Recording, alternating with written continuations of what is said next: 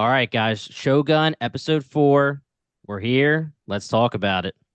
Ooh, 40% through the season or series if you want to be pessimistic like that. And man, like nothing new about the overall state of the show. I am still just peaking every time it's Shogun Day on Tuesdays. I love talking about this. It's been incredibly fun. It looks like that this most recent episode titled The Eightfold Fence is currently the highest rated of the series, just by a little bit, sitting at 9.2 on IMDb, and it looks like it's settling around there. So I think it's going to end up being the highest rated of the first four, which I'll be honest, I'm a little bit surprised, but there's definitely reasons why this episode deserves to be considered the best because I think even Dave, who's not on the podcast now, but he said that was definitely his favorite episode. And I'm sure Paul, I know JB, John Blackthorn's your homie, that this is probably a big one for you. And I'm in love with Mariko. I know I'm thinking you guys probably are Yeah. at the same time. So like this is just a big episode for the characters. And I point that out because it took until this episode for me to really think about it, how fast plot has been moving. A lot of things have been happening, and you don't really notice it because it's such good writing and so many characters were kind of jumping around in between that it was really nice to just slow down and do some character relationship building because we kind of have been missing that for everybody but Toranaga, who took a step out of this episode to let us really get some of the other characters have some of their relationship moments. It really builds the emotional ties for in the later down part of the season. We're going to care about these characters even more than we already do. And I think that this episode achieved that pretty well. Like we needed a slow down. Let's just work through like John JB as like a character more than just what we know of him now. Because I felt like we learned a lot about him. We got hints of some of Mariko's backstory, which that might get expanded on, but it already got the point across. Like we learned a lot about her. And then sudden all-star that I love now is Fuji, who I really did not think was going to be a big character. But those are just some of my high-level notes. I love this episode. I am still sleeping on it if I think it's the best one, but definitely all four of these have been amazing. So tell me what you guys think. Did you like the little bit of a slowdown, stepping away from the huge macro verse and kind of taking a little microscope to this one area, which I think is Izu, who's directly under Yabu's control? Yeah, I mean it's funny because you say like take a step back and slow down, but it has almost had like the most information thrown at us, or like the most character development, if you want to say that as Hmm. well. Like I felt like the whole episode was just, conversations, which is totally fine because every convo pulls you in. It's not like, oh, it's, Fuji and John talking. Like, I don't care about that. It's like every combination of characters is a really cool conversation, and you always learn something. Like Hmm. the true motives, maybe a hint towards what their next steps are going to be. I learned that I shouldn't be putting characters into like slots yet because I was a little quick to praise Nagakato last episode, and Hmm. I don't know if that praise was a little premature, a little I did premature. the same thing with Yabu, dude. I'm reverting. I thought he was on the up and up, but I think I am just getting Nah. ahead of myself. But that's a whole Yeah. conversation in itself. But you're right. I don't like Nagakato at all. Yeah, he really shit the bed at the end there. Hmm. And the ending scene obviously is so big. That's probably why people have it so highly rated because of the shock value on at the Hmm. very end. But one thing I did call the swords came back into play. We'll get more into that. I But marked you all down for praises later, Paul. Don't worry. all right, cool. I was like, So proud holy of you, man. shit, look Hmm. at I'm that. so proud of you.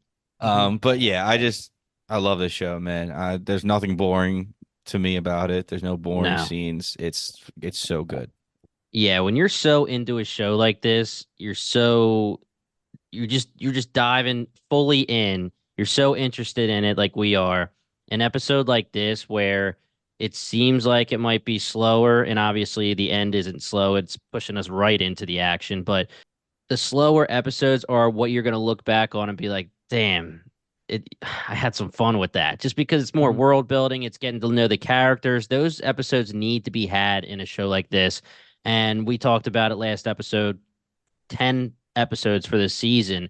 I'm so happy. So we're not even halfway there yet, Right. right? So episode 4 out of 10, and we're getting the quote unquote slow episode where, we're getting more about Fuji. We're getting more JB character building. We're getting Yabu showing some colors. Obviously, you've talked about a couple other things like that, but this is definitely going to be an episode where right now I don't think it's my favorite, but looking back, I'm gonna have fond memories of it just because it's just like you feel like you're in it. You feel like you're just part of it. You know, you're having Mhm. fun with it. So I don't know, man. I really enjoyed this episode.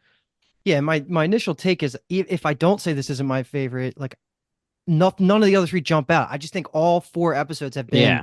just like a plus. Like I have no almost no complaints that would make one stand out above the other. So this is the report I want to give at the beginning of every podcast. If all 10 episodes hit this mark, like this is the best limited series of all time, in my opinion. Yeah. So still on pace, but if you guys are ready, let's jump into the episode and start breaking some of this down because, like Paul said, there's a lot of really good dialogue. While there's not a lot of big moments that happen, except for there are some big moments, but a lot of it's going to be based in the dialogue that we're getting here. And the first couple of scenes are a lot of setup for the whole episode. And I just want to lump together and we can talk about it however we want. Just the entire squad of Toranaga's ship showing up to Izu and being received by Yabu's army. So that entire scene of just like the chanting and like the little power plays that they're doing right in that first intro scene, along with us getting the instruction via Mariko to Fuji that she's going to basically be the consort for JB just because he's now been elevated to the status of Hatamoto. So he needs somebody by his side. It's basically just like part of the whole ritual, part of the whole rules in Japan. And if you don't know and you're just listening, consort, if you couldn't figure it out by yourself, it's basically your pseudo wife for the time being. Um, she's expected to do wifely things for him, basically balancing finances, like they go and say taking care of the household. Obviously hooking up is what would be expected normally, but that's what she's going to be, and that's her role. So basically those like couple setup scenes, um throw it out. What do you want to talk about first? Probably Fuji. Like you were hitting on it, but it's just so wild to see her in this scene, just so against it. Like, please let me leave and become a nun. Like, Mm-hmm. I hate this guy. I don't even know him, but I don't want to be anywhere near him. To the end of the episode, and I'm not going to go too into it, but just like picturing this scene now, there's so much happened with her in just a handful of interactions, and she's like you said at the beginning, like all of a sudden she's like top five character, maybe like top Yeah, she's 10. Like great. she's so cool. So it's like almost heartbreaking to like see her beg like this, but in Marco's eyes, like Toranaga did for her, she's giving her a purpose. And Mm-hmm. though she might not like it now, just having something to do will help her get through her grief. So weird scene. And, I was like, how the hell is John going to take this? And, he was like, get away from me. Like, you don't need to be here. And all. Hilariously is how he takes it. Yeah. So, I mean, thank God he wasn't like a jerk about it. Not that he's shown that traits or anything earlier on. Yeah, Fuji right away with how she's talking to Mariko shows some fierceness. And it's just the beginning when she's like, I'll give you 6 months. You know, she doesn't want anything. It's supposed to be a year. She's like, I'll give you 6 months. Mm-hmm. And obviously, the progression of her throughout this episode, it's like a full seasons of character progression in just one episode for me when it comes to her, just because I didn't expect anything at all from her. We were talking about earlier in the season, just like, what's her point going to be? This is Mm-hmm. crazy that she had to deal with this whole scenario where she has to give up her baby, her husband has to kill himself. And I don't know. I didn't expect anything from her. So the fact that we're getting all of this from her and we'll get into her later scenes, I'm just really pleasantly surprised. Yeah, she crushes it. And like you're saying, I didn't expect anything out of her, to be honest. But um, Paul, I'm shocked you didn't bring up your favorite character in the entire show when he was mentioned right there, Buntaro. They were giving him some honor. You didn't even think that was worth saying? I had it written down where she freaks out. She's like, you know what I just went through? And then she's like, oh, sorry, like you just lost your husband. And I was like, gotta get the shout out. But she didn't lose him. They don't know that yet because I'm on the train that he's We haven't alive. seen it. Yeah, it didn't show us the death. Totally. In No. episode 7, when her and JB are together, Buntaro is going to be like, yo, it's my Yes. wife, bro. And then And they're then they're going going to to have a throwdown. yeah, they're gonna have a duel, and JB is going to kill Buntaro with the new swords that he got from Fuji and all the training that he's going through. So I we're want I don't calling a know. it I feel now. sword like that training might arc be. so badly for him, man. He's so He's great. got to get the training. Yeah, I wonder who's going to train him. I'm excited to see that because he's going to have to get trained. And I was surprised they didn't actually say now that you have these swords and now that you have this great honor, we need someone to train you. I was expecting that to be at least said this episode, and Hmm. then next episode it'd start to happen. I mean, the war is here, so they're gonna have to hurry up and give him some training there. I mean, he has the muskets and everything else, but gotta have your And swords, man. like speaking of the war, the quick thing that happened in the beginning when they're all on the ship before they actually get received by the army is Yabu finding out that Toranaga resigned from the Council of Regents. That's important Yeah. because he's getting blindsided again. I guess that's another reason that he should be on kind of getting pushed towards Ishido's side because he's in the dark, but that just needs to be said. And it was hilarious when he just says to Toranaga, "Oh wait, so okay, you're just gonna go kill yourself, right?" Like he says, you're gonna you can commit seppuku right now," and it's just like a funny moment where he's just like, "Oh, of course you thought this through," and then Toranaga's like, "Bro, Yeah. I'm Nah, good bro. for now." This head Yeah, staying on these shoulders, bro. yeah, And I but mean, yeah. Yabu to me, I was I had him pegged, and I've been saying it just because again, I was very tunnel vision with Martine, and I'm very tunnel vision with Yabu. And Martine, I'm probably gonna end up being wrong, and we talked about that last episode. But Yabu, even in the very beginning of this episode, like when he's being a little upset, obviously, that Tornaga again blindsided him. But then when his army starts chanting Tornaga, Hmm. you could see that he kind of looks around. He's like, Hmm. when they should be Hmm. saying my name. You could just tell that he's not feeling it, even before we get to the later parts of the episode. And there's like this really important moment that when they do get received, like this is like the biggest day of most of these people's lifetime is having Toranaga show up here. So they're Oh all yeah, there, the army, like the villagers. This is like a freaking party, right?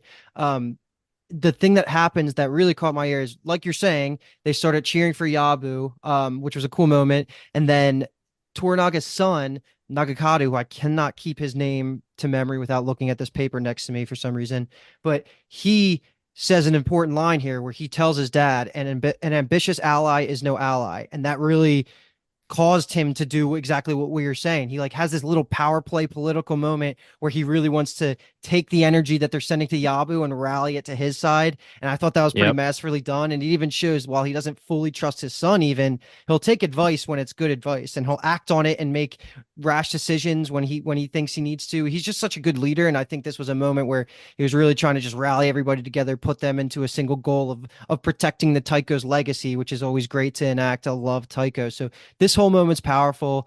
And yeah, so I guess other pieces that you saw here, and we'll also lump in the scene directly after this, which is JB going to his boat and getting talked out of Mariko about the deal, like, and the fact that yeah, Erasmus and his men are actually owned by Toranaga now. So basically, everything that happens until that first night in Izu. Yeah, that army was a little bit bigger than I thought. I remembered it from, episode one when Yabu was coming into the village. So it was really cool to see, all the men out there and just like their loyalty to their leader is crazy. There's a line later where somebody says, the village is uneasy when your uncle's here, but honestly, it looked like they were excited to have him. I don't know if that was just them being, proper etiquette and whatnot, but like the loyalty to their leaders are crazy. And Toranaga, yeah, just kind of like caught those like wins and completely moved the needle because they were chanting his name, it Hmm. like with as much energy as they were Yabu's. And I don't know if he concocted that speech right there and say like I humbly bow to those who fight at the end. That's feel like that's what really got everybody to chant his name. But I mean, he's just so smart with what he says and just Hmm. everything he puts out there. Well, you said it a million times. He just thinks everything through. Like, Toranaga-sama. Oh, it's so good. Yeah. It's so good. he took he took all the vibes, and then he was like, "Peace, I'm out." Yeah, yeah, Yeah. literally, dude. He was just like, "All right, we're good. Bye." And he goes back to Ito and the reason that they give is to go train the home regiment up in guns and artillery, which is fine, but Yeah, it was that's exactly what I wrote. I was like, he's just like, "Bye." As the fan out, he's just like, yeah, Yeah. keep chanting my name as I row back out to the boat. yeah. Give me some outro music. Yeah. So Jimmy, what'd you think about like the whole JB misunderstanding the deal with Toranaga and thinking he was more on an even playing field before Mariko puts him in his place? Yeah, I wasn't expecting that, I guess. I mean, Toranaga, like we said, he's always one step ahead. I thought that it was going to be that he was going to get his men in his ship, and I know you were worried, Luke, that it might Mhm. make him decide like, oh, I got my homies and I could just roll out. I don't have to be here. Maybe that's what Tornaga's. That's what his point was. Like that's what he was worrying about, and that's why he doesn't give him back. But it's also just like, hey, like you're honored. I gave you this honor, but I'm still the boss. Mhm. So it makes sense. I just wasn't really expecting it that much. Like I definitely didn't think there was going to be a scene where Marika was basically like, yeah, you thought you agreed to this, but it's not what you think, basically. Mhm. Yeah, the way she's like, you are mistaken, and it just Yeah. goes in. "Hey, it's not your property at all." And I was shocked as well because I was pretty much under the assumption after the end of episode 3 that because of this deal, he now has the rights to his ship and his men. But apparently, that's Toranaga is like, you'll get that at the end after we do all Mhm. this, I guess. So And we'll see. again, he's smart. I mean, that's exactly like Luke's thoughts from the last episode went through Tornaga's mind. And also, Mm, like I said, you have to show him who's the boss because Tornaga at any point could have been like, "Oh, I know what the logbook says. You're out." Like he gave him an Mhm. honor. He kept him alive. He's gonna use him, quote unquote. They may become friendly. It seems like they become friendly. I want to know who won that freaking race, man. Jesus, maybe he's a little bit pissed because he lost the race, so he's like, "Nah, your ship's mine, bro." But that's but awesome. yeah, I mean that's it. It makes perfect sense. I just wasn't, I guess, expecting that because it just seemed like with the race and them being friendly and the honor that they really were going to make it seem like they were equals when, again, you're not going to be Tornaga's equal no matter Yeah, what. no. Yeah. And let me bring this up to you guys real quick. Yabu had a line. It was like to Omi, "Hey, did you find that informant yet in your village?" And Yeah. JB goes up to talk to him here. I think his name is Miraji. I don't know if that's his name or a title, but The that eye patch guy. no. JB goes up to him when The he's trying guy to at get the to the boat. boat as well. Yeah. Oh, I didn't It, get it's his name down either. So my take on that whole scenario, I was actually going to bring that up a couple episodes ago. I was wondering if they were going to bring that back. One of the ladies that was in the scene that seems to be like maybe a consort or a maid or something. I don't know. When they were discussing, they No, kind of like zoom in that on was her face. Kiku. That was the courtesan from episode 1. Oh, that's Kiku that was in the scene later with him. Mm-hmm. Well, yeah. maybe she's the person then. You know? That's all I'm thinking. Like I think that's Yeah. Okay. definitely what we're So supposed to I be thinking right basically now. I didn't recognize her as Kiku, but yeah. So when Mhm. they zoom in on her, it just seemed to me like it was just obvious that she's the one listening in. Because her whole Well, thing was she was like the most beautiful courtesan, and then they were gonna let Yabu have her for the night when he visited Omi's town. But when he leaves, like Omi says it this episode, "I love you." So like he loves her and cares for her, which is such an Yeah. easy in for her to get information and start making sure that he's loyal. I don't even know. I guess Kiku has to be real loyal to Toranaga, which might be part of the reason he's comfortable leaving. He knows he has a spy network within the town of Izu, so that's where I'm leaning, and I think that's seems like a really fun way to for this to all play out. Because I agree, I didn't know The if they were only going to bring back the rat or not. The only thing that was weird about that whole scenario was that it doesn't seem to me that it would be in Tornaga's best interest for her to be kind of talking to him after they make love. And the I next agree, morning when she's actually, like, you should be the Lord here. What's good? Yeah, that so kind of confused me a little bit. to clear things up, are you guys saying that Kiku's telling old man Miraji and he's then sending the pigeons? Because we got like in episode 1 confirmation that the old man is the rat. He's the so one he's he's sending pigeons to Tornaga because he's the one who got Tornaga's letter when he sent it back in I think it was the end of episode 1. So so that was this boat guy. I totally missed that. Oh, okay. yeah, So I took that as just like he was the messenger, like he was part of it, but I didn't know if he was the actual. But I mean, he okay. is close enough. Like he's having close contact at times, right? Yeah, and I'm like 99% sure that they showed him receiving the letter They on a did. pigeon from Hmm. Yeah, Toranaga. yeah, So, yeah. Hmm. um, Okay, so maybe I was jumping ahead It's a because tag team. Kiku has to could have a be. purpose. So yeah, she could also be involved, or she's like Ishido's undercover. somebody from the Yeah. Council of She Regents. would She's make something. She's sense. being shady. She's not like being Yeah, like straightforward. Yeah. she could make sense as a Shido's rat because if that's how you want to say it, or mole, because her making him want to take over and cause this chaos made him talk to Nagakado, which You're starts right. this war, which Mhm. technically I would say Ishida would want now sooner rather than later to happen because Toranaga, the longer he has, the better he is for this Mhm. war. He wanted Okay. time to get ready, and now it's happening. I I think could you both just convinced me. Paul, I think you're right about the rat, and Jimmy, I think you're right about Kiku's purpose. At least right now, I Mhm. can't. I think they're Yeah. both that's where it's going. Just to touch on it, the way I like perceived Kiku was she was just a courtesan who was saw an opportunity to gain power because if she was, the consort of somebody who owns their own fiefdom or something like that, that's way better than the position she's in now.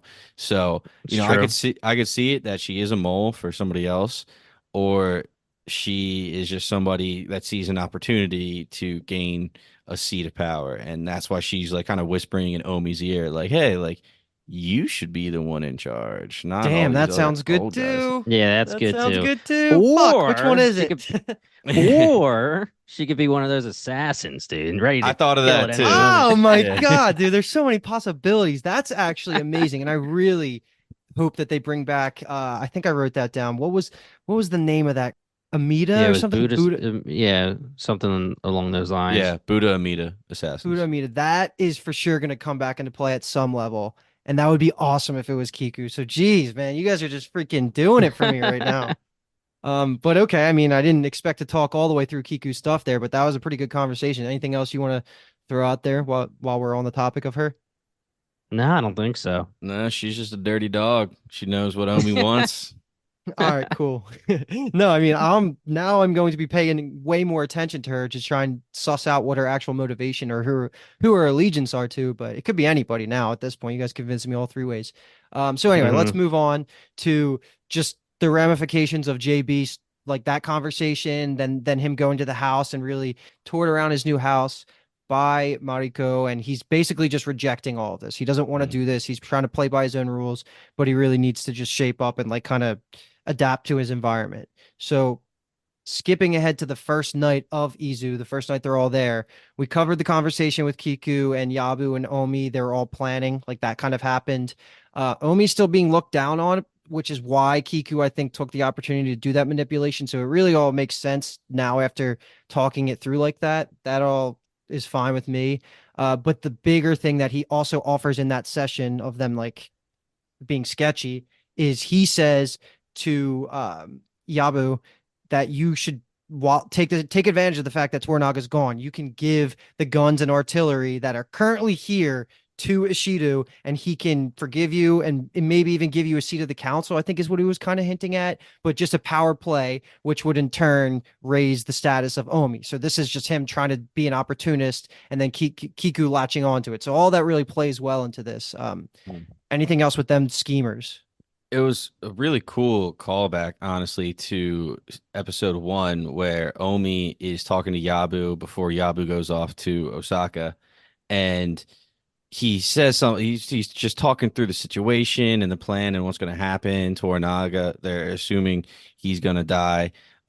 And Yabu kind of looks at Omi and he's like, my brother never told me how smart you actually were, nephew, Mhm. and stuff like that. So, Omi, for as looked down upon as he is, like we've kind of gotten it a few times now, um, he's really smart and he's a schemer. So, people like this could make moves and actually rise to a seat of power. So I don't know. I read something randomly on Reddit, like maybe after episode three. People are like not upset, but like noticed the lack of Omi compared to the book because apparently he's like a little bit more fleshed out and important, just like you're saying. But I think they're doing a good enough job of getting his whole personality and character traits across. I can just see how in the books they would probably expand on that because he is an interesting character in an interesting place. So Yeah. And the only other thing from that scene that I had was we were trying to figure out what side Yabu's on, if he's on Ishido's, if he's on Tornaga's. He has a line here. He's like, "Oh, Ishido probably thinks that I betrayed him now," and I Yep. fully committed to the losing side along with the barbarians. So Yabu's like, shit, man. I really don't want to piss off Ashido, but that's all I've been doing apparently. And that's why Tornag is the man. I mean, he put him in a corner, basically. He made him take Tornag aside without him realizing it because of the plan that was taking place with him. First of all, being hidden, not realizing he was sneaking him out, and then everything from that moment forward. So yeah, Tornaga, man, one step ahead at all times. And I got tricked, man. I really thought there was a path there, but after this episode, that's just out the window. There's no way Yabu's going to be a good guy at the end of this. He Yeah, could I will. be. I Yeah, see him sitting on the fence, honestly, right now. see, that's the thing. It's episode 4, right? We have so much time left, and Yabu being forced into this position now to be stuck with Tornaga fully and to be stuck with JB fully could turn him eventually. He's fully with Ishido, and his motive is to stay with Ishido. But as time goes on, now that he's forced against the wall, you're stuck in the corner here, he may start to warm up, and it may be a natural turn towards our homies. Yes. Yes, he's not our homie right now, but there's still plenty of time. That's Yeah. what I was seeing, like out of the two possibilities. Not, I was saying he's on the fence. That's kind of a wrong picture. Right now, he's kind of if he's on a scale, he wants to balance towards Ishido. He wants to Oh, like, yeah. he wants to be on that side. But, after all this conversation that happens this episode, Omi even has a line where he's like, if you just go to Osaka, that you're just going to slit your belly in front of them anyway. And he's like, yeah, I know. So he's like, I really want to be with Ishido, but Tornag is my best chance to get my fief and actually stay alive and stuff like that. So Yeah. I never thought I'd bring up the 100 during a Shogun episode, but our boy Murphy, the cockroach, is Yabu. Basically, what he wants to do is he wants to stay alive, right? He wants to eventually gain power. And he knows now that he's stuck. There's no way, just like Paul said, that he can go back to Ishido because, first of all, even before the end of this episode, he would have been basically killing himself, I guess, or, they said you can come back with honor, but it would have been, how do you say it, Senpaku? Seppuku, yeah. Not Seppaku. like, It would have been yeah. him doing that, right? So no matter Mhm. what, it wouldn't have been good for him if he wants to stay alive. And now he is fully a part of this treachery, quote unquote. Yeah. So he's gonna be in his head. He's like, all right, I'm here. I'm in this. Mhm. Now I'm gonna join him for real this time. That's how I'm gonna take it. Yeah. I mean, the next direct conversation we have from him is going to be really telling if he has to lean into the chaos of the end of this episode or try and save his graces with Ishido. But we'll keep talking about that because they're going to constantly be coming up throughout this episode. I want to take us to the end of the first night and then we can open it up to more conversations because the first night ends with one of the most philosophical and cool parts of this episode, what it's named after. It's a conversation between JB and Mariko. And first of all, I love him still getting schooled about the different just like what's respectful and what's not, like with the walking on the moss or like how consorts are supposed to not go to bed until the who they're with is sleeping. All of this stuff is great. And honestly, it's one of the coolest things this show does really well subtly is JB's acclimation into Japan and him getting these subtle he's always kind of practicing his Yeah. Japanese. He's learning when to bow and who to talk to. He's learning about don't call this person Sama, but this one, like that's just really masterfully done, in my opinion,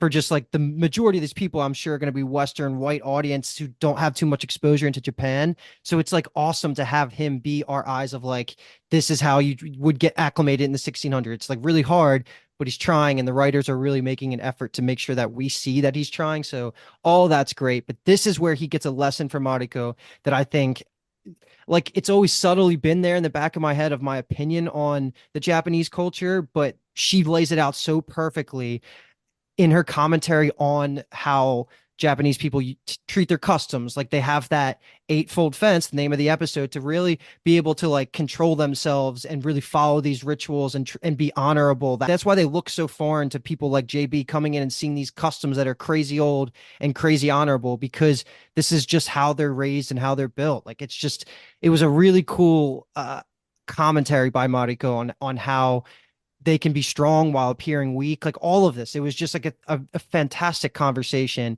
and what I looked forward the most to hearing on my rewatch. So I'm just curious what you guys think. Like, am I overblowing it, or was that awesome? Like of just Mm. her talking about the Japanese mindset.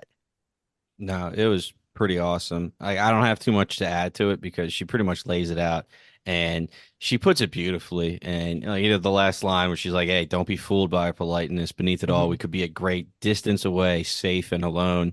That's super sad and also interesting and cool at the same time.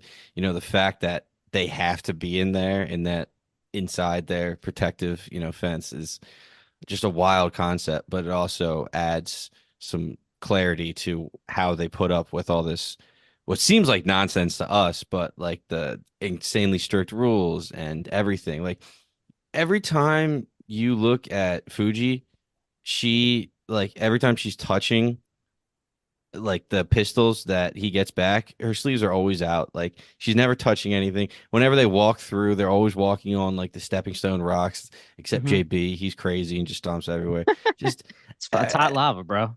yeah, everything they do is it just adds clarity to that. They all are all taught this when they're young to put up Hmm. this eightfold fence. So loved this scene. And then yeah, she drops off his pistols at the end. So she teaches him a lesson and is like, "Here's a gift too. I don't know why I'm so good to you." The guns, right? The Yeah. two pistols. Yeah. Yeah. Mhm. Yeah. I thought it was amazing. It even puts more importance to scenes like when Buntaro dies and Mariko has to stand there and yes, there is pain in her face, but you could see like it's masked. Fuji and her are now with JB. They are completely expected to be formal, honorable, professional.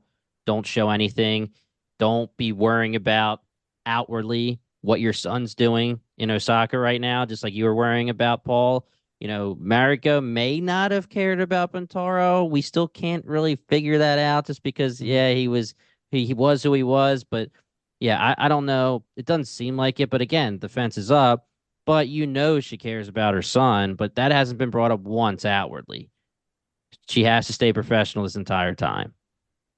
Yeah, Fuji encapsulates this message so well for us getting to see it through. Like Mariko says the words, but Fuji's walking the walk, and we're really seeing it this episode directly after being told about it, which is awesome. And I'll just keep continuing on because this next day is pretty much exactly what I'm saying here, where Fuji has the opportunity to really shine for JB because he hates Omi from episode one. That's an established terrible history that they have. They can't communicate because they don't have the same language, but this scene, like Omi is just not taking shit from him. He's like, "Give me your guns. Like, we're gonna go train. You're gonna do whatever we say." And Fuji shines in this scene. Like, I think she's awesome. I'll let you guys talk about it because I've been talking a lot through these scenes, but that combined with the next direct scene, which is just JB bumbling in front of Yabu and the council at the cannon fields.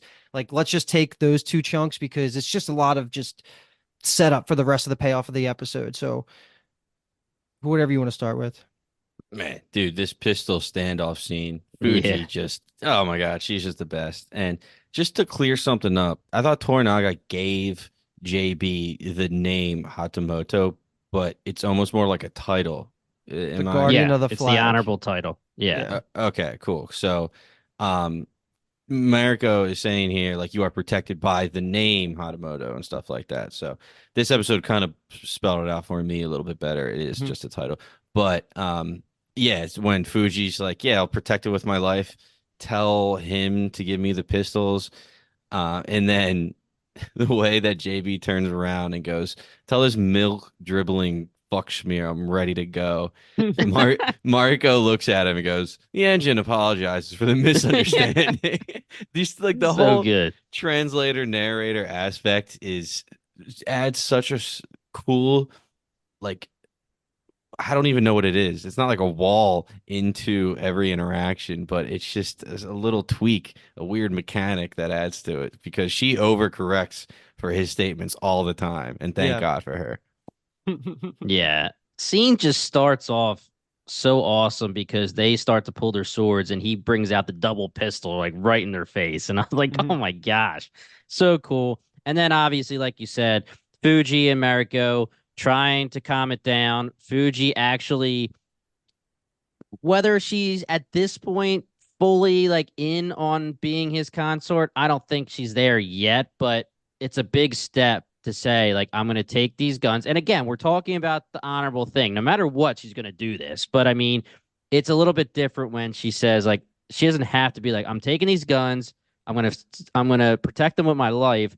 And I didn't know what was gonna happen when he says to her, "All right, now give me the freaking guns." And then Mhm. she pulls the gun and points it right at him. Oh, Fuji, my So girl. I was worried and I actually thought I was going to bring this up on the podcast in a negative way, but I'm actually going to turn it into a positive because I was worried like from everything we've seen, I would have figured that Fuji was out of line here, but thinking about it more, Fuji's the direct granddaughter of Hiramatsu, who's just like an honored general. So she's actually higher up on the social ladder than Omi is, who's the Yeah. nephew of a high up clansman. So it actually is in her right to basically look down on him, Yep. which I didn't really think about in the moment. I just assumed men, women, it kind of works like that, but it's not like that. It's more about their status of who they are in their family. So that all checked out, and it was awesome that she flexed those muscles because that frees JB to go to the training ground with like kind of like a chip on the shoulder over Omi. Like he kind of Yeah. won that little sparring battle, which is nice Yeah. because they have a couple of those. But let's keep talking about that because Paul, I've said this on a couple of podcasts, but I always think about you like being unable to handle secondhand embarrassment, like in Practical Jokers. Like, were you getting a Yeah. little bit of that for Mariko, or maybe not even for Mariko because she didn't say it, but like I was starting to get a little bit like, oh my God, JB has no idea what he's gonna say here. He's about to just lie. He's not a fighter, and like, what is Mariko gonna say? I was like, just keep going. And I Yeah. figured like, is Paul Yeah. struggling? Because I am. I wasn't, but only because of Mariko. Like, if he was saying that and they all Mhm. understood that he was just making up like stories and lessons that he was taught, like they all would have looked It at would him have been so worse. differently. Oh, it would have Yeah. been so bad. But she shuts it down real quick and it was like, dude, just talk about something you're in. And the way that John just goes, I am a sea pilot, not a great deal Yeah. of Right. infantry battles at sea. Mhm. And he gets up and turns around, and I'm like, yeah, you're screwed, man. I don't know what you're going to talk about.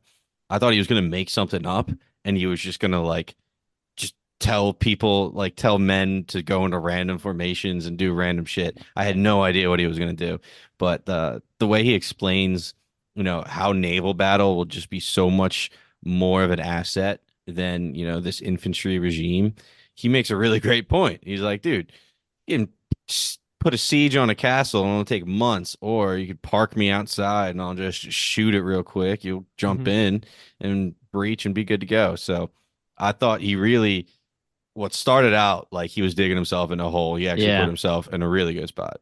Yeah, he did. Masterfully done. Yeah, I thought it was really, really well done by the writers, directors in this scene.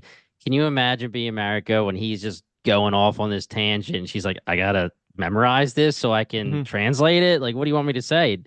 And again, I think it's so well done because I think it was designed where you're just like super embarrassed for him, thinking that he's going to have to pull something out of his ass. But then it goes and gives another point for our boy who actually comes up with a good strategy.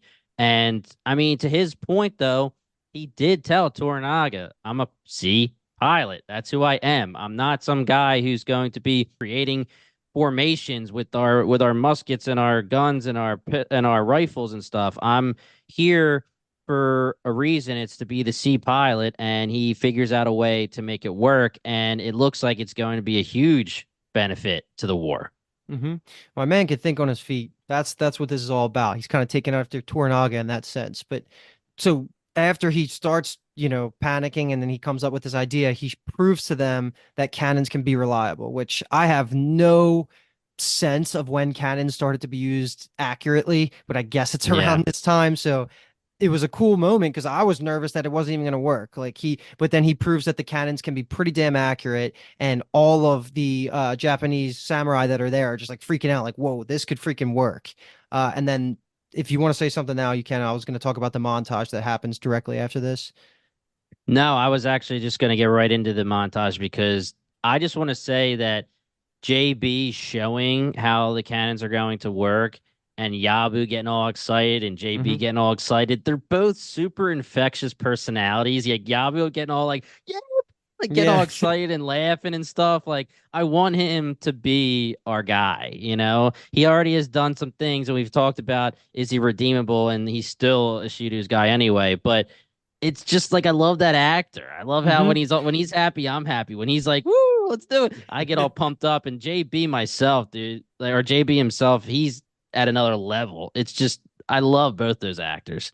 And it's funny that you say that because it really took me until now to realize, but Yabu's actor has incredible control over his face. Like he Yeah. shows emotion so much more than everybody else in the show without words. It's actually awesome. Like and I think it's this actor. It was either him or Buntaro that Aoki actually recognized from another show that he watched. And I want to say it was Yabu. I could be wrong, but either way, this dude can act. And like his facial Oh yeah. expressions add so much to it because when he's mad, you can really freaking tell. When he's like curious about something JB's doing, he's got this eyebrow, like he's doing it all. And Yeah. you're right, like he is infectious. It's a great way to describe it.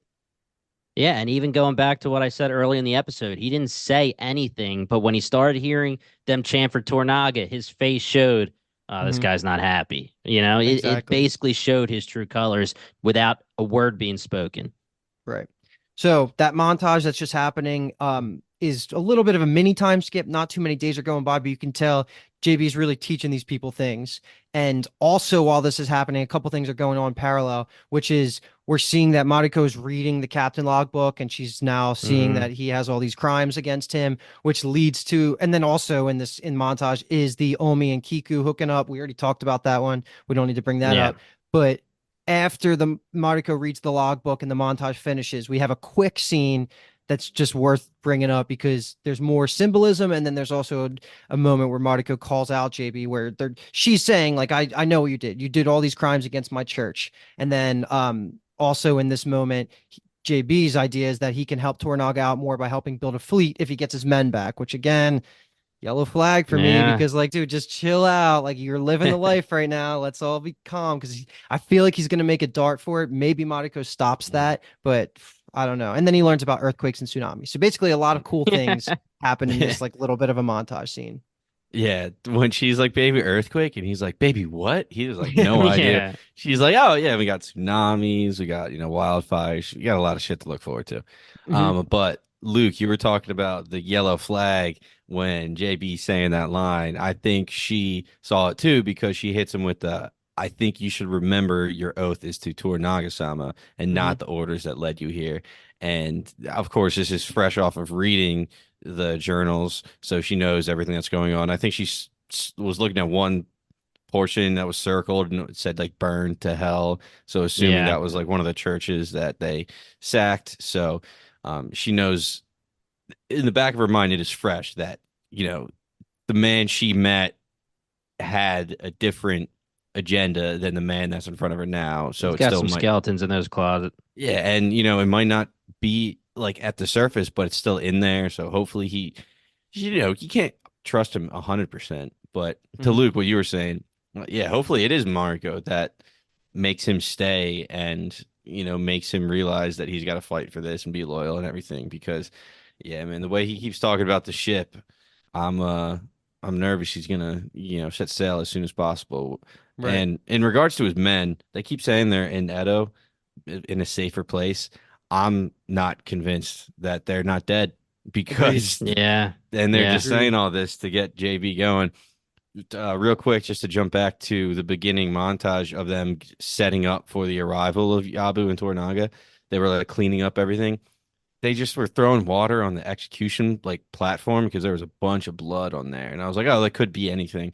But then the more I thought about it, I was like, dude, that could be Mm. all of like his crew that they were just killing Yeah. time after time Damn. because Omi was like a dick. Yeah. So Yeah. I'm really hoping that they're alive and in Edo, but I don't trust them. But if they are dead, it wouldn't be by Toranaga's orders. It would have been just by Omi or Yabu going rogue, right? Yeah, is Well, how I I would take it. guess I think that this episode is a huge lesson in a few things too. Like we've been harping this entire podcast episode that JB needs to understand his place. I mean, he was about to be executed. He was basically in a pit Then he was about to get executed. Then he was almost going to be killed. There's a million times where he basically just needs to realize that he's a prisoner who's getting lucky that Toranaga has a use for him. Toranaga's our boy, and we love him. But as of now, Toranaga sees value in JB. He sees some honor in the things that JB's done. JB saved his life, attempted to save his life, and those kind of things. And as much as I want Toranaga right now to love JB, I think it's more so that Toranaga just knows that there's value in JB.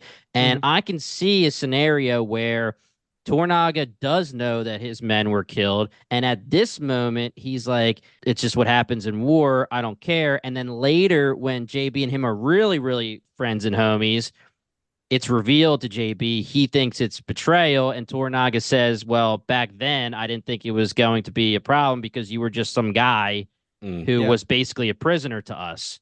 It's kind of like Toranaga not telling Yabu that he was actually smuggling Toranaga out of Osaka because he's like, if I tell him this information right now, it's not going to be to my benefit. So maybe you are right. Maybe Toranaga knows that his men are dead, but he's like, if we tell him now, it's going to hurt the whole operation. And so Toranaga himself hasn't said anything about the men or the ship, right? It's been said through other people. It's been said by the old guy when he was initially searching for it, the old apparent rat was speaking in Japanese, saying they're in a safer place. So we got it from him. We got it from Mariko. And I think one other source. I'm not even 100% there. And even the deal was never agreed to on screen that we were watching, right? He just said like, "Oh, I'll do it if I get my men and my ship." But I don't remember Toranaga just being like, "Yeah, it's a deal." He bestowed him the name, I think. Yeah, no, I know, but I'm not. I don't know if he actually said the words came out of his mouth. Like, sure, you'll have your men back. Gotcha. Just like I don't know. fine wording. I could be bullshitting right now, but maybe we would have to check that. Gotcha. Yeah. But what I'm trying to say is it's not staining his honor if the words aren't coming out of his mouth. Gotcha. He's being tricky. He's not lying or being deceitful. I think the dream is what Luke was talking about when JB was talking about I could provide Toranaga with a navy. I think that's the ultimate goal, right? To have JB lead in the whole, oh my God, at the front of the ship with his like swords up, like screaming and then going into it's war. Like everything's the whole battle's lost. You think JB escaped with his crew, and then you hear Rodriguez and JB rally to the fucking with the naval squad just rolling up to Osaka. I love that. That'd be epic. that moment happened in history. It's in the history books. Yeah. But that is the new dream. Just so we know, we're on the same page, right?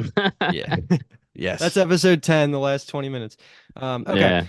Let's keep going here. Because we got basically only one more, like 36 hours left of a day, night, day left in this episode. So the rest of this day after the montage is JB going back to the cannon field and starting to teach them this new type of cannon shot, which is the chain shot. I think, just from my understanding, it's less accurate, but it's probably more devastation because it's literally probably just chain shooting and just fucking shit up, which we see at the end of the episode.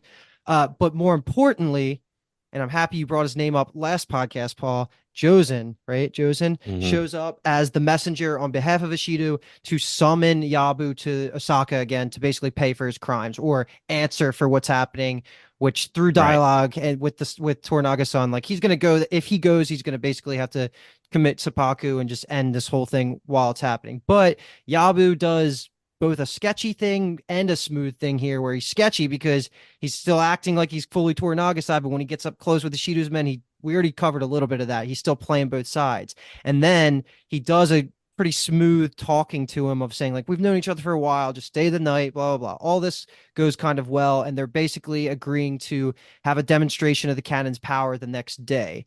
Probably not anything you guys need to comment there unless you want. Just no. Real quick, just how smooth Yabu is, because like you're saying, he explained that to Jozen. He's like, hey, just look, see what this can do and bring it back, bring all the information back to Ishido. But then when Nagakado is questioning why Jozen is staying the night, Yabu's just like, oh, so he can witness your father's power and bring it back to Osaka so they can, quake in fear and stuff like that. So just he's making it at least try and make sense for both sides. He's tricky. He's obviously skilled warrior, but He's also a little tricky guy too, this Yabu. Yeah, he is definitely. Key cog in the plot moving department because Yabu Oh just yeah, needs to be there. But okay, so we're gonna skip ahead to the night because this is gonna be where we're gonna spend the rest of this podcast's conversation for the most part. The two main scenes that we have before like the spa scene, I don't even know what to call that, is JB has a bonding moment with both Mariko and Fuji. So that has a bunch of comedic parts, and we already brought up the sword. So yeah, there's a couple of things that's worth bringing up there. And then at the same time, Omi's starting to get manipulated by Nagakado. Sorry, Omi is manipulating Nagakado over the whole Jozen idea because we already skipped over the Kiku manipulation scene. So basically, this is the culmination of Omi's plot line to really start to push Nagakado in one way, and that really plays out the following day. So basically, those two conversations, whatever you guys think is worth bringing up. Yeah, I guess we already talked a lot about it, so won't go on too much about it. But relationship with Fuji and John by the end right here is so amazing. The exchanging of gifts and Fuji being like, "What the hell is what? Why is he giving me a pistol?" And then Margot being like, "He's trying to be kind, and yeah. sincere." And her response with the swords, super touching. Mhm. Maybe it's just because I was happy that they came back after last episode, and I was like, "Hey, they were Point gonna for come, you. yeah, come back into play." So maybe I was happy with that, but just to like I was starting to feel like honored for John that he's getting these family swords. And he had the Yeah, exact same reaction I would have, which was, I can't accept this. This is crazy. Mhm. And she's like, no, please take it. I can't be a consort to someone that doesn't carry swords. So works out for everybody right now. I just love where they're at. Their little home together. yeah. Again, this is huge with Fuji and JB because just like the scene earlier in the episode where she takes the gun and protects him pretty much, she doesn't have to go and take her family swords and give them to John in response. John Mhm. gives her guns and she's like, what the hell am I gonna do with this? Like she could go get like a spoon and be like, this is our sacred spoon. Like something stupid if she really didn't care. Is what I'm Yeah. trying to say. She could give him anything, but she actually gave him something that mattered to her, was very important to her. So that makes me think she actually is buying in on John. So I'm loving that because I'm Love it. so bought in Mhm. on John. And going back to what you said, Luke, about worrying about him, I am because it's just natural to think like, give me my guys, give me my boat, and I'm out. But at the same time, he really is. You've already said this too. He really is like diving in and trying to acclimate himself. Like he wraps up the pistols and he gives a gift. He didn't have to do that. He's trying his hardest, and it doesn't seem like someone who is bullshitting would do that. Right. He's being genuine in Mhm. like the Yeah, whole right. attempt to try and immerse himself. You're right. Yeah, like the Um, food here. He's like, what are it. you eating? Mhm. Give me some of that. I So looked what it is up it? what What was that he was. eating? So it's natto, natto, and what it is it's fermented soybeans. And Google, if you Google what is natto, it comes up with this mini description. It says fermented soybeans that smell rancid and are mucousy in texture. And even in Japan, where some people, it's like a delicacy, some people grow up on it, it's like a very polarizing dish where Hmm. it's just one of those things, which I was wondering, what the hell is it? Like that would Yeah, me make this too. conversation go like that. But I guess even all the way back then, like it was just something you either had a weird taste for or was like, this is the most gross thing ever. So I thought that was funny that he Yeah. handled it. And he's like, oh, it's like cheese, which is even grosser when you think about what it actually is. But The Cosmo Jar is just so good. Like you yeah. said, like everything he does as JB, unless he's purposely being serious, is comedy. Like, and it's not even meant to be comedy at times, but yeah, he's eating it and he's like, "Oh, it's smells interesting. Kind of cheesy." And then they're like the faces that they're putting on, they're kind of like smirking at him. It's so good. Yeah. I love it. hmm So that other conversation I hinted at that we can just the only thing I really wanted to bring up besides what we already talked about is when Nagakado starts quoting his dad, which are fantastic lessons that he just goes blatantly against here and Yeah, is going to right. cause the war to start. But as Omi's manipulating him, he says, "Oh, you sound like my dad." I forget, I didn't write the exact quote of the first part, but basically the summation of the two quotes are like, never throw the first punch and always let your enemy make Yeah. the first mistake. And he's like mocking his dad, who is just the most honorable and strategic dude in all the world. Like, why are you openly doing this? It was really frustrating me, as you can tell, just how I'm like stuttering because I just everything was kind of going according to plan. And Nagakado has to throw this huge wrench that really forces Tornaga's hand into war. And it's all being started here because he's so easily manipulated. And this is so clearly why Tornaga didn't trust him with things. It like didn't even take Omi that much to get Nagakata to come to this conclusion. Like you like think back of the scene and it's like, oh, Omi's really pulling strings. It's like not really. All he did was, oh, it's a shame Jozen saw the cannons. Just Now like he's gonna poked him and he yeah. fucking it all And fell apart. Nagakata's like, yeah, he saw those cannons. Well, guess what? He's not gonna see anything else anymore. And it was like he was going off saying, everyone thinks I'm useless, like a Minawara brat. So it was cool to bring up that Minawara, which was, the high name of Tornaga. Luke, without you explaining that earlier, I would have had no idea what that meant. So that was really cool just to see how he always feels like everybody's just looking down on him. And when Omi's like, oh, without your father's permission, it's best not to start a war. Mhm. And Nagakata's like, nah, dude, don't worry about it. Like, I'll set it up. Like, I'll handle it. Don't send word to my father. It's like, dude, what are you doing? He literally Mhm. just said you're going to start a war and he wants to do it. So it's super frustrating. And I thought he had a good episode 3. Like he got his first kill. Like you brought that up too, Paul. Like he Yeah. was he was actually fighting. Yeah. I thought he was on the up and up, but now he just like plummets in Yeah. stock. Like he was trying to be It's honorable. He would always try to defend his father's name, but like now, come on, what is this? Yeah. It's the typical young hotshots kind of Hmm. thing that think that they know best, think that they know everything. Oh, the old wise men, quote unquote wise. It's not their time anymore. Let the young ones jump in and take care of it. I mean, I don't even think this is good on Omi because Omi, we were talking about how smart he was, where he was saying, "Yo, uncle, let's take these guns and give them to Ishido, and that can be the gift, and that's how we get back on Ishido's good graces." But then he basically is forcing Nagakado to start a war against Ishido, which is like the complete opposite, Yeah. unless he thinks that he can somehow maneuver him and his uncle away in the middle of this war, which I don't see. I feel like it purposely gets them stuck even more. So that's a good talking point because I wanted to pose the question to you guys on top of that is just is is the result of all this the fact that Omi is forcing Yabu's hand to decide right now. Like you're either with Ishido or you're with Toranaga. And if he decides he's with Ishido, maybe Omi's thinking is, okay, we have a valuable hostage now. We have Toranaga's heir or whatever. And that could be the thinking.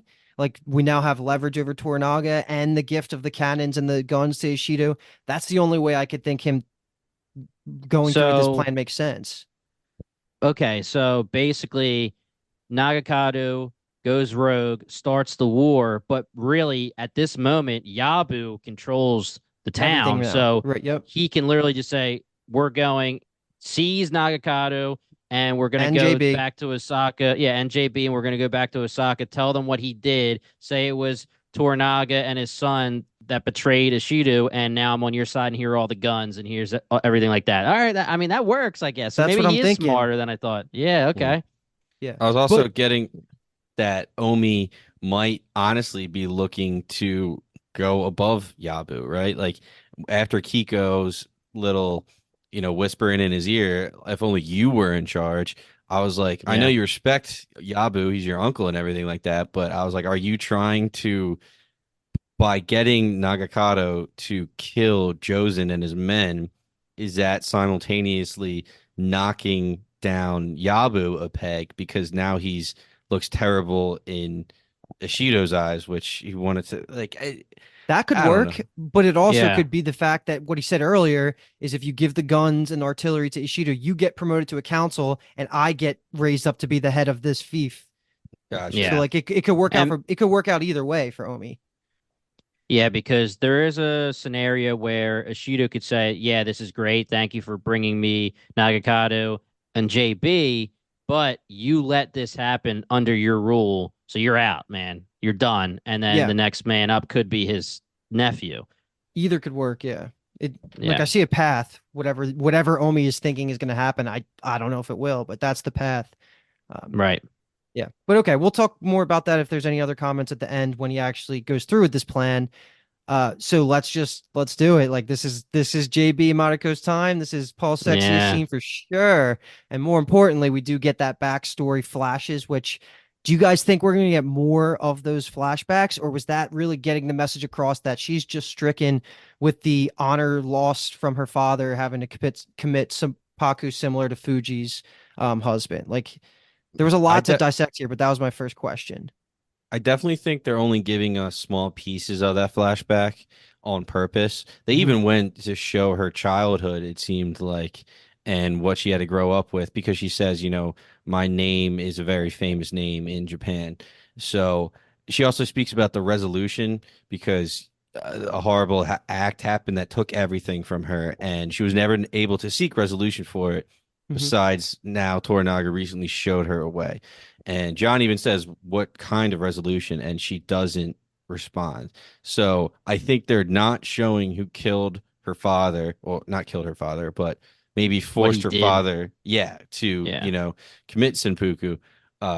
Or whoever was in charge. It might have been Ishido, and she's looking to get back at it. It could be Kiyama or one of the other seats on that council as well. But Mhm. I think they're purposefully giving us little bits because it's going to come to a head where I assume the resolution is her killing whoever did all this. So That's cool. I like that.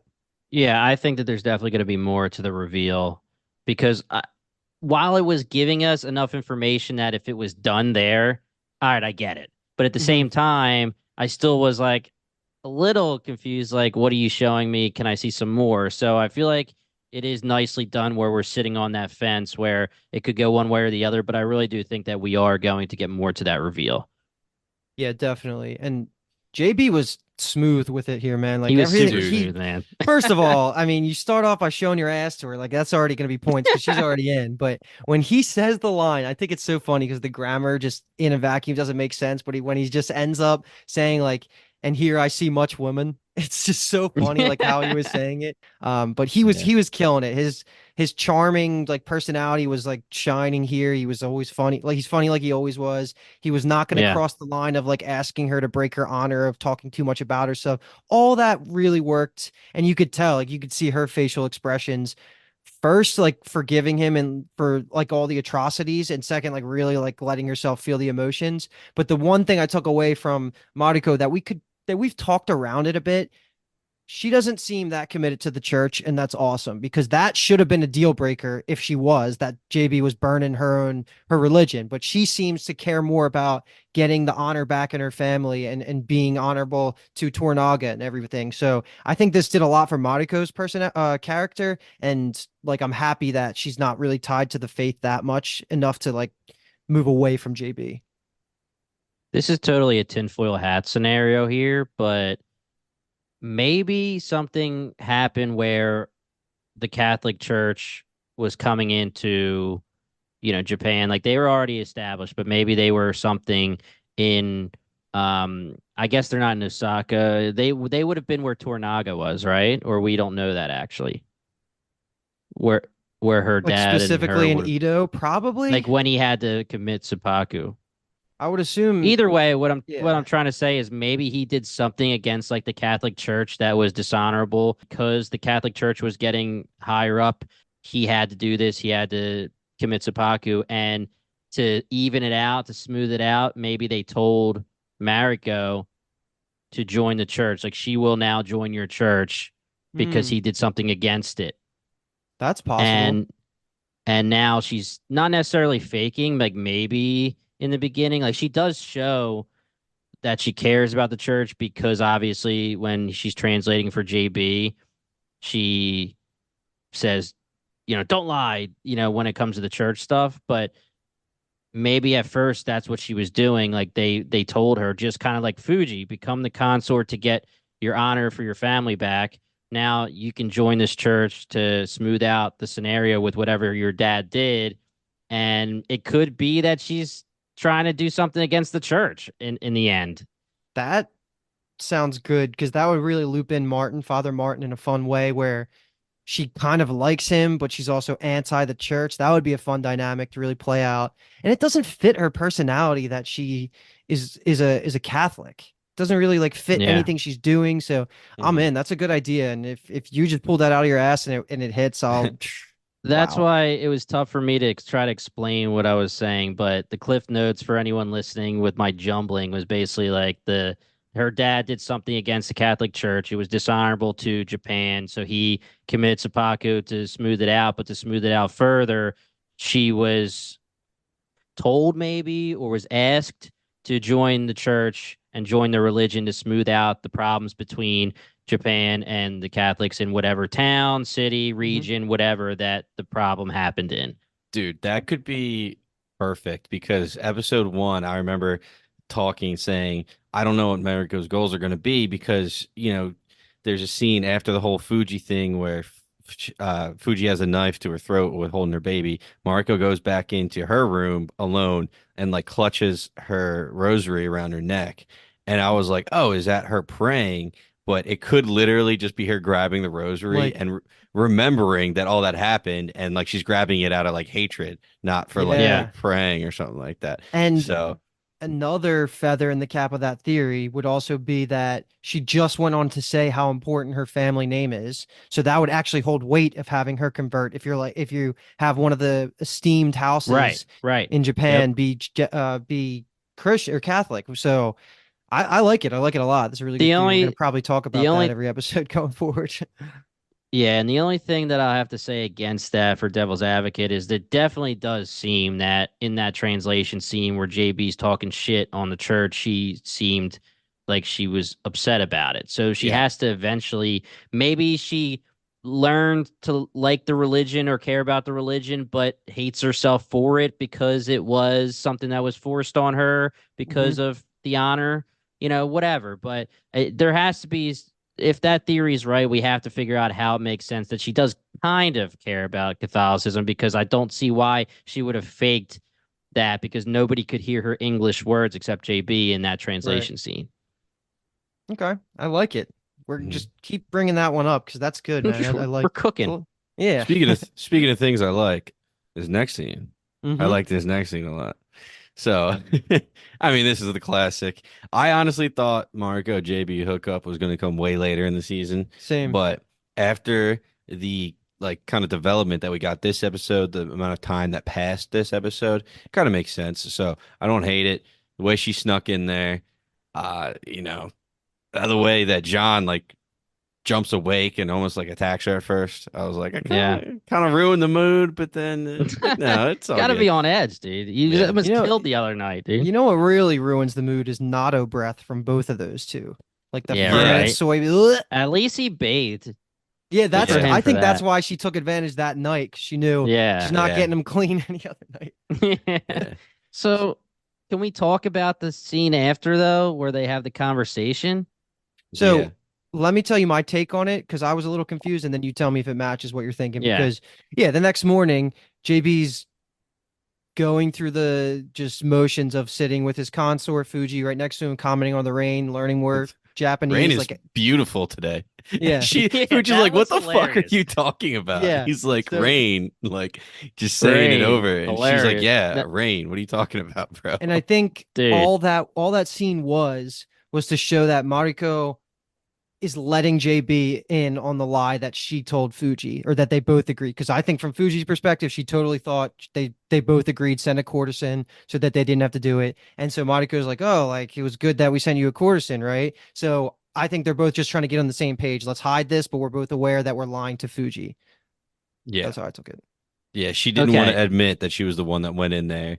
And, I don't know what the etiquette is because her husband just died and stuff like that. But she definitely And seems she's like she high was just, class and yeah, Yeah. just trying to hide it. But I was so so confused because when JB was like, I'm confused. I was like, yeah, I am too. Like that was o- 100% Margot, right? I had to go back and double okay. check on the rewatch, but yes, it was Okay, her. so you watched it and you saw that it was her actress in that scene. Yeah. I mean, it's a little dark, but it looks Because well, that very was what I much was gonna like her. say. When we have the other sex scenes, it's very easy to tell what's going on. But this scene was dark, right? Hmm. It's And artistic. I was watching on my laptop and I watched it right before this episode. So I assumed it was Mariko when this obviously was going down live for me, right? But then that scene, I was like, wait, it was, right? And Yeah. I mean, Bunch of us, he thought it guarantee. was her. Yeah, he thought it was her. And he says, like, oh, I had some good company last night. And she was like, what are you talking about? It was, well, no, she didn't say what are you talking about, but she basically was like, yeah, I'm glad you liked who I sent for you. And he was like confused. There's no All right. world where this was like a trick, if that's what you're getting at, where JB doesn't know. It was definitely So, Mark. so, so it's Yeah. definitely her. And she's just, yeah, okay. I mean, I took it that way, but I was like, it was dark. Yeah, So I then don't, they wouldn't do that. That wouldn't play well either. I don't think. I think it's just because of how dark it was. I mean, they had an emotional moment. They broke each other's boundaries down. I feel like they really got to know each other, and I thought that was the culmination of the episode was those two finally hooking up because they've had some sexual tension this whole series. Hell yeah. yeah, the back and forth, it makes sense what you guys said. She's a higher class. It's honorable. It's not something that she's going to admit Mhm. outwardly, even though they are speaking other languages. You know, they're speaking Portuguese that no one else knows in that vicinity. But yeah, just his like response when she said, "Oh, I thought you would like that gift we sent you." He was like, "Oh, okay." Like, Well, no, It whatever, because was then whatever. he even says like it was like a really great gift, and then she like kind of looks away and smiles like she's she happy with herself. smirks. Yeah, Yeah. Okay, It's all just, right, all yeah. right, all Yeah. right. Yeah, I Let's got you. take it home to this last scene. We already kind of covered what it's about, but just to talk through the specifics, the whole group shows up for the presentation for Jozen. Nagakato, he pulls the fucking rug out from under him and then yeah, kills all of these guys with the chain shot cannons. And it was awesomely gruesome. Like the yeah, blood, the gore. And then Nagakato gets his moment where he even goes in and executes Jozen right in front of everybody's face. So, and then with the epic, like close in shot to Mariko, it is war. Like classic, yeah. Yeah. classic Boom. credits. Just great hype like that leads me like just right into episode 5, like ready to go. Like it's probably gonna start off sprinting. Yeah, Complete 180 from how episode 3 ended. Episode 3 ended, oh, we're gonna race in the water and have fun, and now we're best yeah, friends. And So this one's true. like fucking war is about to go down now. So it's I loved it though. It was still a complete like, oh my God, shock and awe moment when Nagakato pulls out the sword at first, but then after he yells at all the soldiers to get away from the cannons and everything like that, I was like, bro, what are you doing? Like, kind of saw it coming because of the conversation with Omi. But then Yabu is like, dude, just put away your sword. What are you doing? Josen's an official messenger of the Council of Regents. And yeah, when it all goes down, and Yabu's like, who ordered this? And he's like, I did, Nagakato, son of Toranaga. Yabu's like, dude, this is an extreme act of provocation, and I'm like, yeah. this is the most extreme act. Hmm. What he get, you slaughtered all of his men. So, And I of mean, course, your boy Omi's just smirking too. yeah, Omi was kind of loving it. But it was also a little bit difficult to watch Yaba do this because it seems like he knew Jozen. He has a line, I've known you for generations. Yeah, So, I felt um, sad hearing like thinking about that yeah, too. yeah, the final slice that Nagakata does, to finish off Jozen. Yabu even yells out Jozen's name and is like reaching out and is like screaming. So it was crazy scene Mhm. for so many characters. It has so many impacts. I have no idea how episode 5 is going to start out. But let me ask you, is there any situation at all Toranaga comes back and is like, good job, son. You'd made the right call. no, I'm I throwing don't Zero? the think show so. in the trash can if that happens, because geez. Okay. Yeah, All right. So that's not going to I happen. think there's way more of a chance that Tornaga comes and says, "Commit Senpaku," or you don't even deserve it. I'm gonna execute you for doing that To his son. to his son. Oh yeah, Yeah, Yeah. that's more likely to me too. yeah, oh yeah. So Paul, you talked about this, I think, episode 1. This show needs to be leaning in to the showing blood, being gruesome. Omi right away in episode 1, I believe that is, cuts the guy's head off. They said they weren't shying away from it. This was so gruesome and so well done. You're seeing them pretty much explode, but then seeing Jozen laying there, his face is there so you can see his reactions, but there's just pieces of him missing, blood all over the Mhm. freaking place. And then they're executing the ones that are still alive. Damn. Mhm. Damn, damn, damn. Great episode. Great first four. Yeah. Like, let's go. Like, what is there to complain about? Life is good. Dune Part 2 is still out. Like, Jesus, we're just living in it. We're living in it right now. No, it's amazing. Like watch the episode, and for the next few hours afterwards, it's just I'm just standing there, just thinking about everything, all the Mhm. characters, what's gonna happen. It's such a good show, and And it, it it's like a I don't know.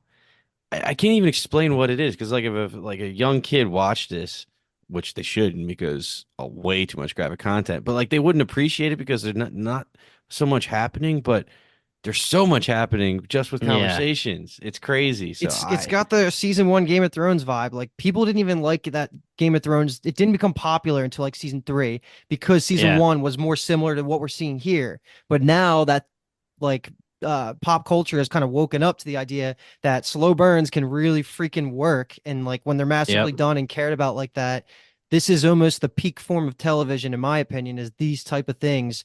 And it's just such a joy to just be living in it, just not taking any of this for granted. I'm going to keep saying that because we're only going to get 10 episodes, so I'm just going to enjoy it Yeah. while we have it.